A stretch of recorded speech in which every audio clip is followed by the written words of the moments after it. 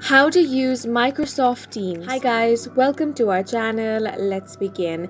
In this video, I will guide you how you can use Microsoft Teams. The first thing you want to do is open up any web browser and search for Microsoft Teams download. Then click on this very first link, which is microsoft.com. Once you're over here, you want to download the Microsoft Teams app on your device. Here you have two options, Teams for home or Teams for work or school. Click on whichever you prefer. Remember that if you choose Teams for work or school, you will have to be provided the Microsoft ID by your work or school. Now the installation process will take place.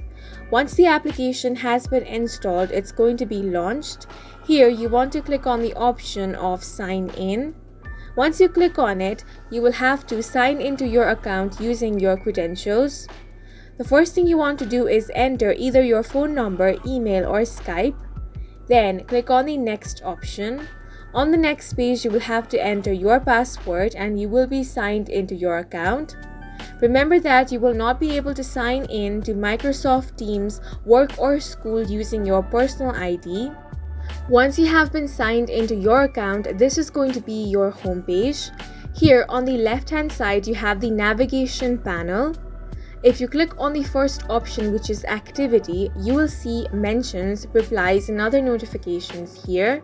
The second option is of community. You can build your own community from here by getting started on the mobile. Using community, you can bond with others over shared interests, share news and engage in discussions, create posts, plan events, and more. The third option is chat.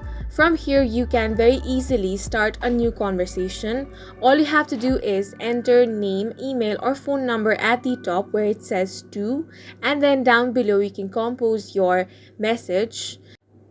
You can start a group chat or you can also start a meeting from this section. You're going to find new conversations over here as well. Now, the fourth option is calendar. If you click on this option, you're going to find all of your scheduled meetings here. You can click on join with an ID if you want to join a meeting. You can click on meet now if you want to start the meeting right now, or you can click on the new meeting option, and over here you can simply create a new meeting. You will have to enter information such as title, date and time, location, and then details for this new meeting. Once you have entered all the details, click on the save option. Once you click on the save option, you will have a link that you can copy and share to invite people to your meeting, or you can also share via Google Calendar.